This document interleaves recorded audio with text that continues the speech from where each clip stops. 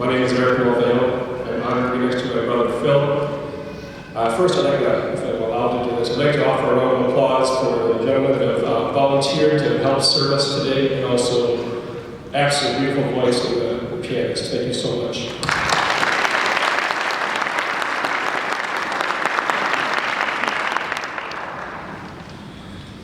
All right, here we go. My family and I would like to thank all of you for being here with us today to celebrate our father's life.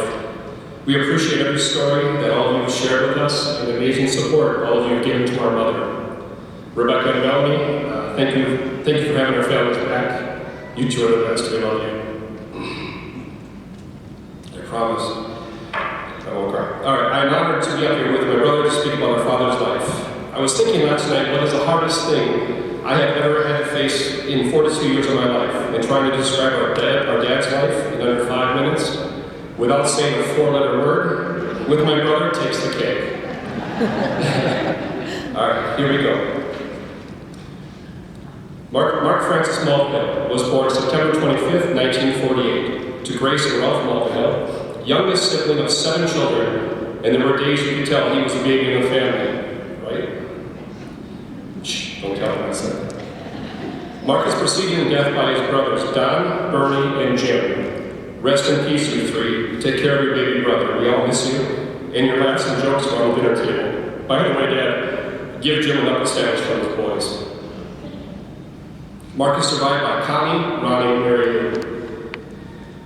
And many cousins, nieces, nephews, brother-in-laws, and sister-in-laws.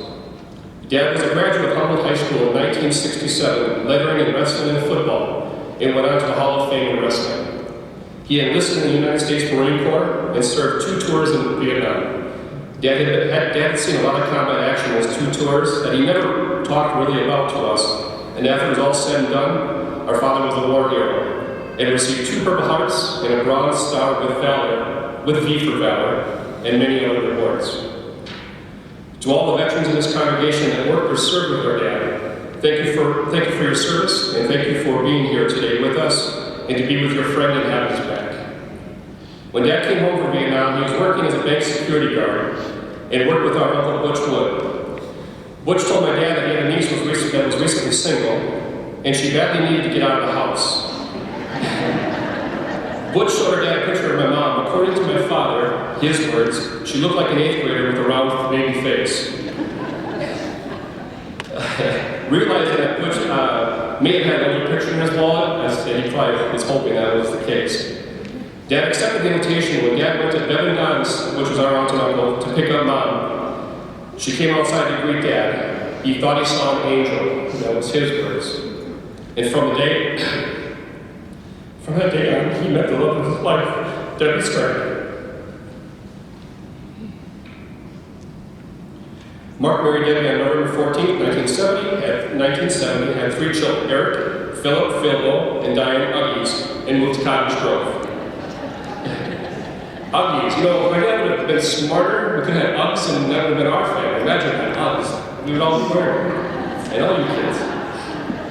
He was on to something, he just didn't connect the dots. My father's most prized possessions are his grandchildren. My children, Jocelyn, Jasmine, and Caleb, Philip's son, Tristan, and Diane's children, Brianna and Marcus. Kids, please listen closely. You are all the greatest gifts the 3 of us could have ever given our father. Don't be sad, rejoice. The 6 of you just received the biggest guardian angel you could ever imagine. He loves you all so very much. Dad was a devoted husband, loving father, and grandfather, and loyal friend to all. Dad always protected the weak and would give his shirt off his back to help the less fortunate. As most of you know, family and friends were number 1. Always told us growing up, if you don't have family, you have nothing. Our dad loved to fish, and he always caught the biggest fish. That was Connie's words. Thank you, Connie and Jerry, for sharing Lake Capitola with our family. That is where a lot of our memories come from, and now those memories are being shared with our grandchildren.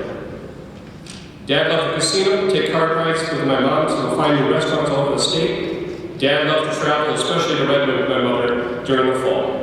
Dad was an amazing storyteller, listener, and a soundboard, and a man could talk and talk and talk and talk.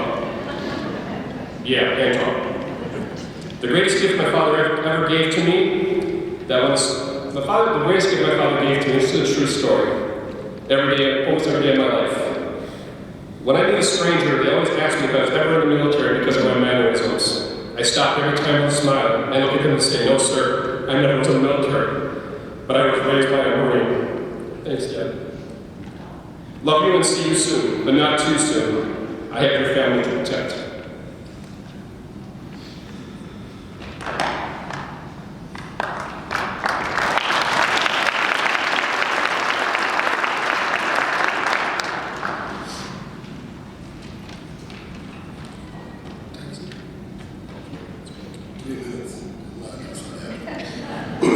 Good afternoon. Good afternoon. This is a celebration, ladies and gentlemen. I apologize for my voice.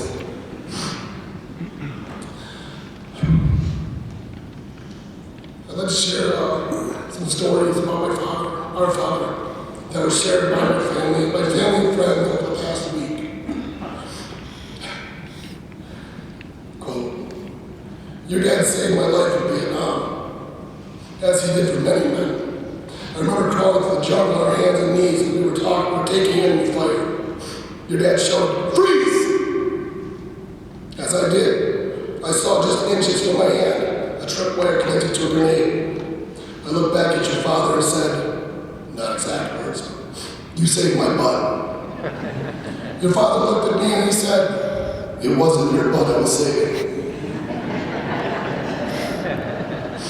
I've heard stories and people talk about my dad all week, especially yesterday, and all of them have the same underlying theme. My father was an amazing, caring, giving, generous, unbelievable human being.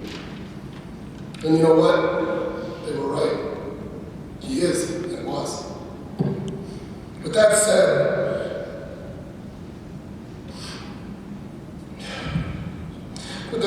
you know what I remember most about my dad? His sense of humor. Some say I got that. My father's sense of humor was as big as his life. He always laughed with you, not at you. Whether he was cracking jokes or kidding around with our family members, his quick wit was one of the greatest traits. Yet his singing could use some polishing. I also remember the last few days in the hospital with my brother, Mel, and myself. We were all there with him. I was feeding my dad a banana that I had to cut up in fourths. As I fed him, we started joking around. I told my 66-year-old father that the airplane was coming into the hangar. As I made the fork my proverbial airplane, my dad's mouth being in the hangar, he didn't miss a beat. He started making a Pac-Man mouth and went, nom, nom, nom, nom, nom. You may or may not know this about my father. He's a lover of black licorice, ice cream, and cookies. If you bake or brought baked goods or ice cream to the house, you have a friend for life. Just ask Rebecca. That is where my dad's nickname Cookie came from. He loved her oatmeal raisin cookies with walnuts.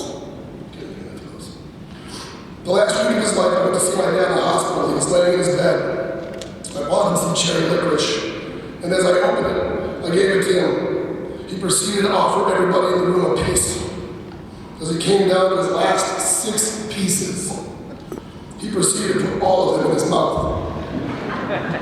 I said to him, hey, aren't you going to offer me a piece? He looked at me dead in the eye and he said, nope. As he smiled and bit into a sugary treat, I heard him make a strange noise. As he reached to his mouth, he spit out a tooth. And all I said as we all laughed together was, that's what you get for not sugaring. Karma's well, you know how that ends. My father's memory growing up was going up north with my father. They kept told me every summer, going to the gun range where he always outshot me, hanging out with special events he was invited to, talking to him with the guys at the Twins Platoon. Talking to the guys at Twins Platoon with book signings, and sitting with him at my son's football games, listening to him shout over everyone, I'm sorry, kill, kill, kill! Which he was also very famous for doing at my nieces and nephew's soccer games, much to the dismay of my sister, Diane. For our long talks of life, liberty, and justice for all, I learned a lot. We were too much alike. We were too much alike to see eye to eye on everything. I always agreed that family came first. My mom always joked that in my father's passing, she wouldn't really lose him, because all she had to do was close her eyes and hear my voice ranting, raving, and cussing about something trivial. And there he would be. I prefer to think my dashing good looks, charming personality, and my sense of humor is the real reason than what she really meant. With that, after we are done this morning, ladies and gentlemen, my family and I would like to ask you to all join us in the gathering room just behind the hall here, to the left, to join us for lunch. My father said, and I quote, "Everybody leaves there with a full stomach." We're going to open up the floor in there. We want people to share stories about our father with everybody in the group, here in the room. We'll let you know when that is available, so please. I'll leave you with this. All great people in history have quotes.